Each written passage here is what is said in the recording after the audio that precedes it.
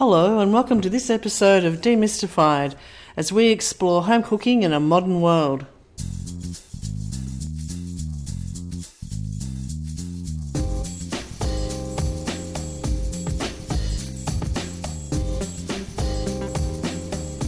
Hello, welcome to this episode of Demystified. I'm Linda and I'm here with my friend Paul. Hello Paul. Hello Linda. And I think today, Paul, it'll be great to follow on from our podcast. We talked about Pantry Essentials. We've had a lot of response to that podcast, and particularly as we are seemingly in an endless survival mode mentality where the locusts are out depopulating all the shelves of food, the freezers of food, and how hard it is to get things from, your local supermarket. I don't know what the title of this podcast will end up being, but I'm hopeful it'll be Cooking in the Apocalypse or something like that. Although it's flippant, it's probably got you listening, which is a good thing. I'm not being flippant, actually, to be honest. A few things that probably I want to touch on is obviously people are buying a lot of ingredients and doing a lot of shopping. And what I will say is, from my perspective, people are buying the wrong thing.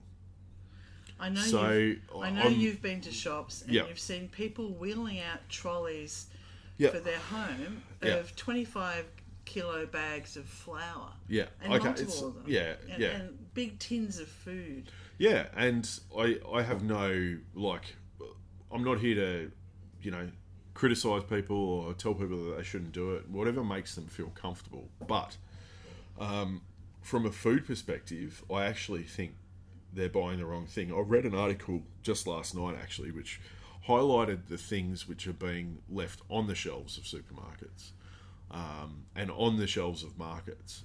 And two things which I noted, and one in particular, which I'll talk about now, which I noted was being left behind. So all other pre-prepared meals, let's park those for a second, and fruit and vegetables and all that sort of stuff. There was one thing in there that was left behind which I went, oh my God, how can we not be buying that? And these are the things that I would buy. So one of the most popular things to not buy at the moment, because everything's popular, is beetroot. And really?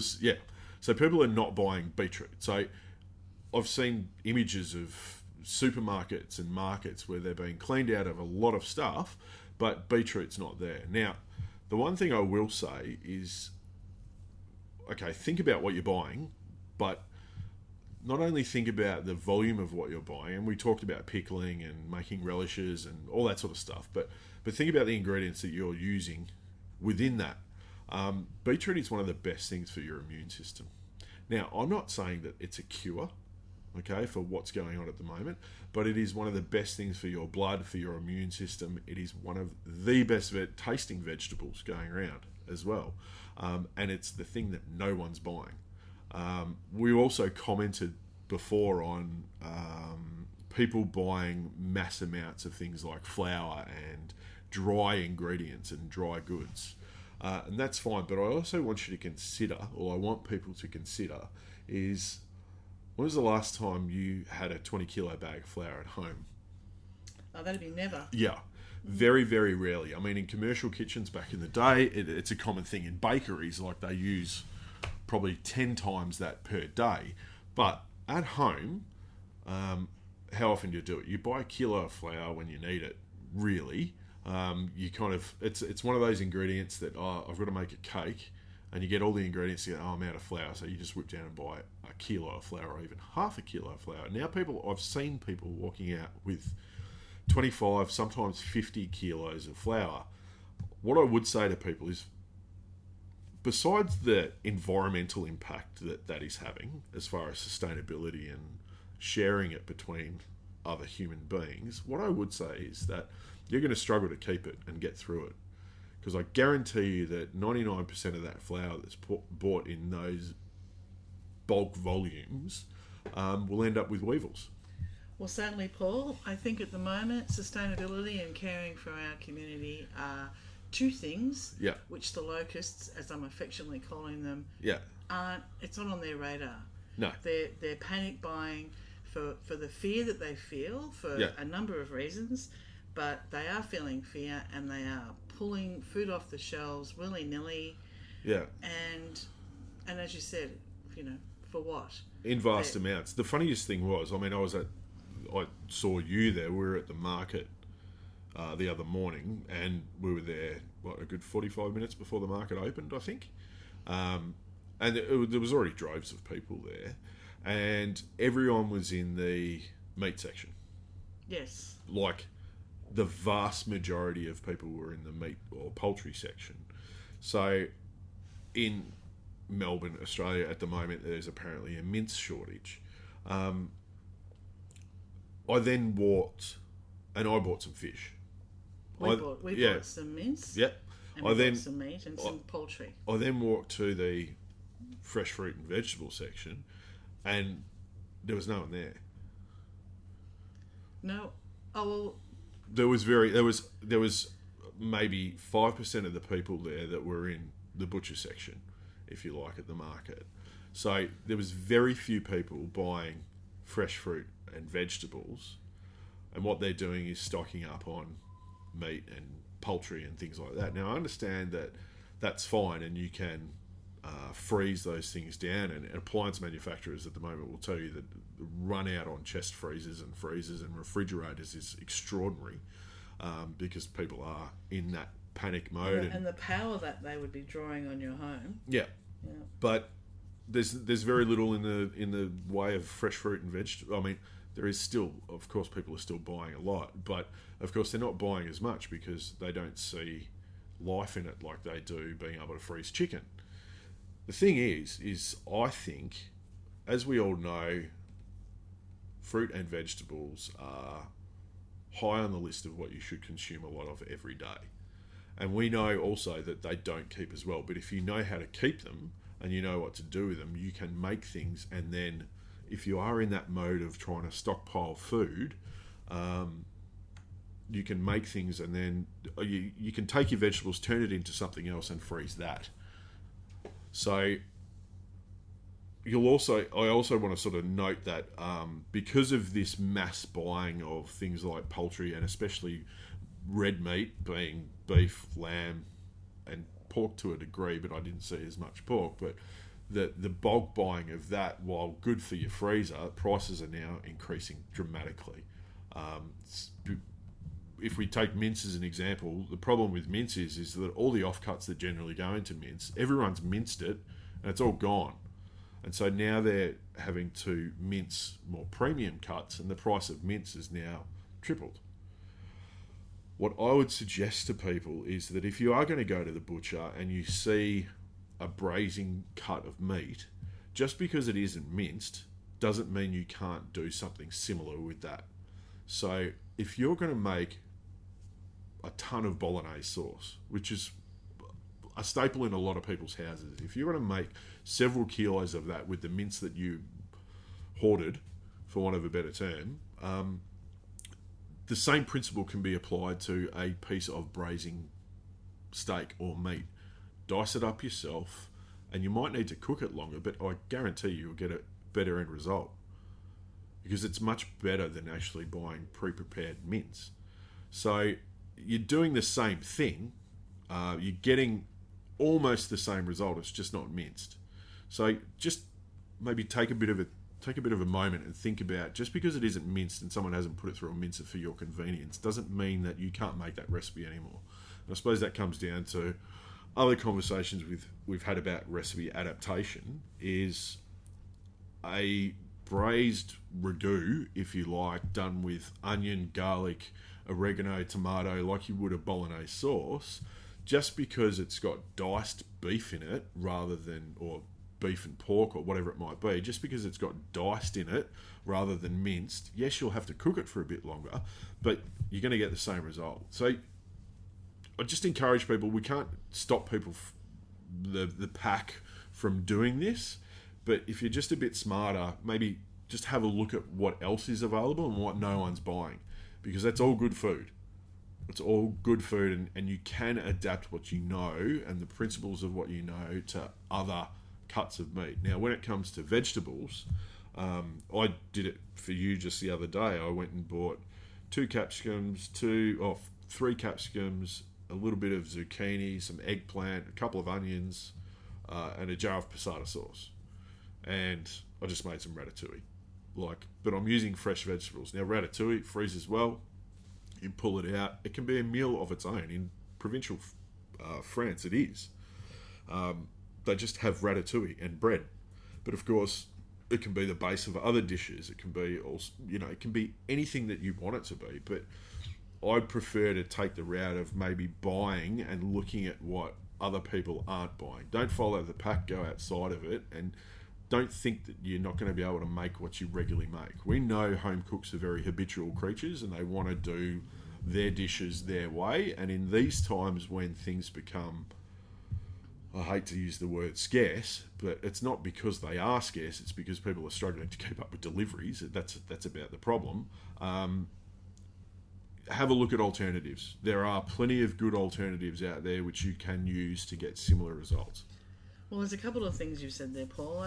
I know when I saw you at the market, when Dougie and I were shopping, we got there early and it was a bit busy, but there was plenty in every one of those outlets for and there was a lot of pork for sale. It was busy, but there was plenty of food, and they get it fresh every day. Yeah. And the prices are going up, but there was, people were buying a variety and stocking up.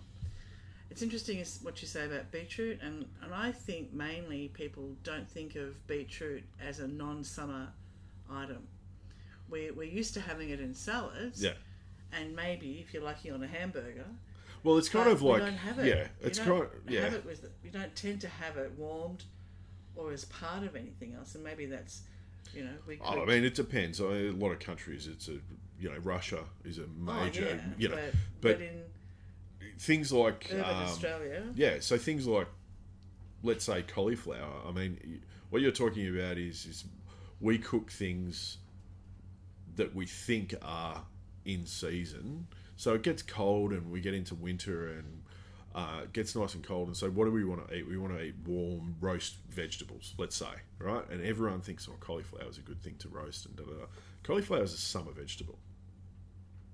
It does grow all year round, but its best price when it's in season is actually, when it's properly in season, is actually in summer. But cauliflower sales skyrocket in winter because everyone considers it a winter vegetable. It's not that they're not educated about when the seasons are, it's just what's sort of built into people is when the right time to eat that is. Because cauliflower is a hard one because you kind of go, it's probably a bulky, heavier vegetable than, let's say, broccoli. It's a similar family, but everyone kind of goes, okay, I might make some cauliflower soup, or I might do some roasted cauliflower, and it's actually a summer vegetable. So, I'm always trying to promote buying what's in season. At the moment, that's also, I've got to say, flown out the window. The seasonality of things has sort of gone by the wayside just so people can get as much as possible. But like you say, particularly in Australia, and we can't speak for the rest of the world, but in Australia, we export like 75% of what we produce here. That's how much we have. Like, we're pretty fortunate. So when it comes to anyone that has decided to do bulk shopping or buy in bulk or hoard or whatever you want to call it, if they are listening, there is plenty of food. And if you actually work outside of just your local supermarket and go and visit a market, you can see it. You can also see it in a lot of the shops around as well. Yeah. Their lifeblood is getting supplies, and they often make produce as well. So there's a little pasta place up the road from us that there were queues out the door, as you saw, and we get our lunch there. So we were like, well, we're not going that day to get a roll. But if we look at something like butchers, right, and what I've found interesting about this is let's say a butcher's department within a major supermarket chain. Back in the day, and I don't want to sound too old, but back in the day, they had a butcher's room and they hired butchers and they got in whole carcasses. But now everything is done off-site. Everything is vacuum sealed and packaged elsewhere. So they're relying on those deliveries. They're not relying on having whole carcasses there. If you've got a whole carcass, there's so much more you can do with it, and you're not relying on just selling a premium cut or mince or whatever it is. If they needed mince, they could cut something off an animal and mince it for you. So you go up to the markets now, and they've got whole carcasses hanging there, waiting to be portioned out, distributed, however possible. But it gives them freedom of what cuts is available, what you can do with those cuts. If you want to ask a butcher to mince something for you, that's where you go, because they have a whole animal there. Like the supermarkets all of that stuff is happening off-site, and it's happening 2, 3, 4, 5 days before it's actually arriving at your location, like your local, because it's got to be actually done and then packed and then packed into a truck and then driven and then dropped off and then unpacked and then put on the shelves. So the delay in getting things into those big retail chain supermarkets is 3-4 days. Go to a market and you're more likely to be able to see a whole carcass hanging up there, get someone to cut some off for you or whatever scraps they've got or whatever you need, but you can actually specifically ask, I need a couple of 100 grams of mince. It's pretty scarce. They will have more offcuts than what a supermarket will to be able to deal with making mince if need be. That's interesting, and sadly, Paul, I suspect that a lot of people who are panic buying, who are really worried and buying excessive amounts of food, aren't actually cooking it. Yeah. So I can't see anyone using that mince. And I think the proof of that is in how not busy the fruit and vegetable section was. Must be, because if they're buying what people seem to be buying is the dry goods, the dry stores, the pasta, tinned foods, all of that sort of stuff. Now, if you are in a situation where, and this is a health-driven crisis for want of a better term, what's the best thing for your health? Fresh fruit and vegetables. And we don't have a problem with sourcing it. We don't have a problem with getting it. But that's the thing that's selling less. And I'm certainly not, plant-based advocate, but I would say there is an abundance of fresh fruit and vegetables, and people aren't buying that because they think it's not going to exist, or because they don't want to cook, and the only thing that can last is something in a tin. It's just Well, after we saw insane. you at the meat section, we went to the deli section. They were fully stocked. Yeah. They had a great supply of cold meats that were there for everyone. Plenty of produce. And we went to the little veggie shop on the way out to the car park near where we parked, and they were doing a good turnover. They were stocking, and they had some things that were getting a bit depleted, but that's, I think, because of its location.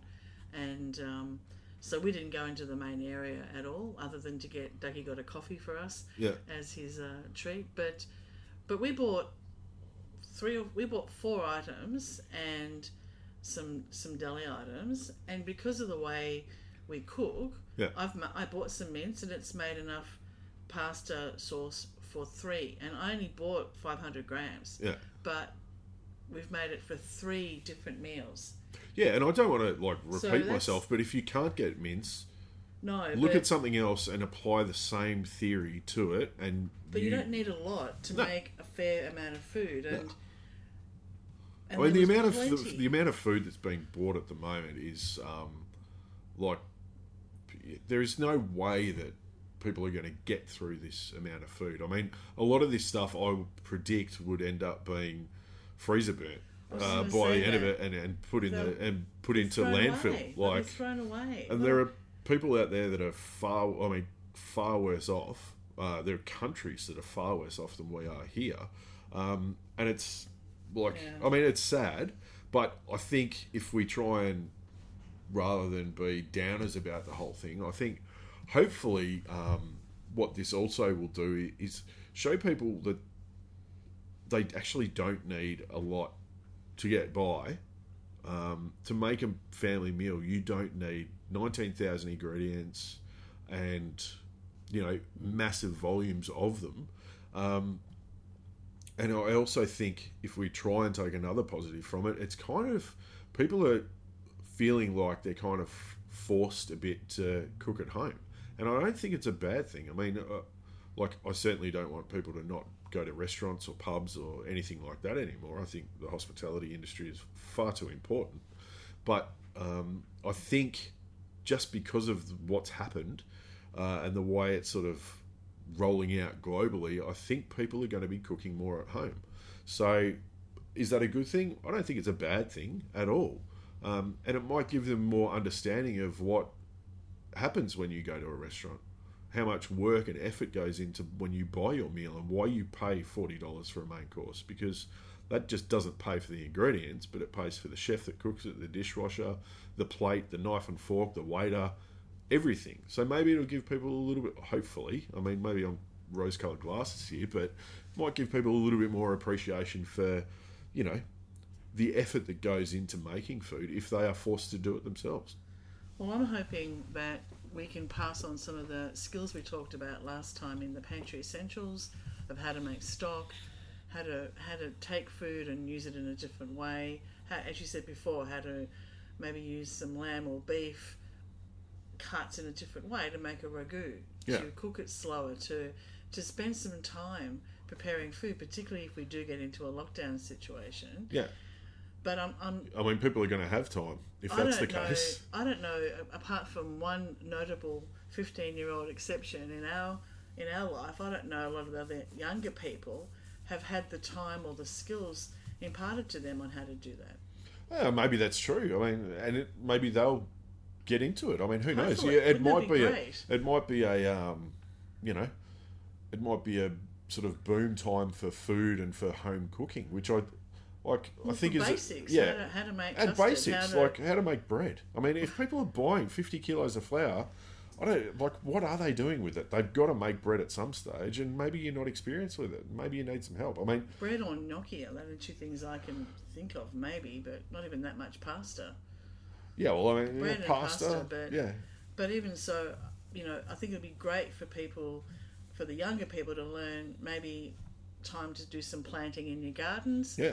To go look at the different vegetables that are in abundance at the moment and really fresh and fantastic. Yeah, things like the other one that I didn't mention before was kohlrabi, which is another one that people are leaving off on the shelves. Like, that's a fantastic, super versatile vegetable. You can eat it raw, you can roast it, you can blanch it. There's a whole heap of things you can do with it. So just because you might be unfamiliar with it and you can't get, because of other people, you can't get what you're used to, don't panic, don't worry about it. Buy what's in abundance, because you'll be the smart one, because it'll be cheaper, it'll be more commonly available. And do you know what? In these times, quite in the not too distant past, I did a little bit of work with a very well-known Australian, I want to say icon, being Gabriel Gatte, and we did a presentation together, and the one thing he said to me that has stuck with me, he said, home cooks, like I said before, are habitual. So they'll do 8 to 10 different recipes. He said, if you learn one new recipe a week, that's 50 a year. Your repertoire, that's one a week, that's nothing. Even if you learn one every fortnight, that's 25 recipes plus, give or take, the 10 that you've already got. So your repertoire opens up, and the more you learn stuff like that, and it's just like any skill, the more you practice and learn with cooking, the better that you'll be. If people did one recipe a fortnight, they'd be better cooks. Regardless of whether they screw it up or not, they will be better cooks. But we don't do it. No, absolutely. And especially now with everyone got all these ingredients, they're going to have to use them. If it goes in the bin, I'll be just devastated. That's sadly what I think is topic. happening, but sadly, which is where we're heading with that. But I also think, getting back to your point about learning how to cook a different recipe, if you're going into your local stores, into your local butcher or your local greengrocer, and you're not sure about how to cook something, ask them. Yeah. They would love to help. Yeah, butchers are pretty good. Greengrocers are really good with understanding those fruits and vegetables that you might not know, and then you might not have a understanding about how to use them. Fruit and veg guys are really good because generally you're not going to find a lot of like 20-year-olds running a fruit and veg shop. They'll generally be older, and it will be a family business, and they will have done it for a long time. And look, not to can the big retail supermarkets, but the guys that work in the fruit and veg section of a retail supermarket are shelf stackers. And they maybe don't have the experience in understanding what to do with those things, which is go to a market. They will know, and they will tell you. Butchers really know. Some of the butchers I know are really, really good cooks.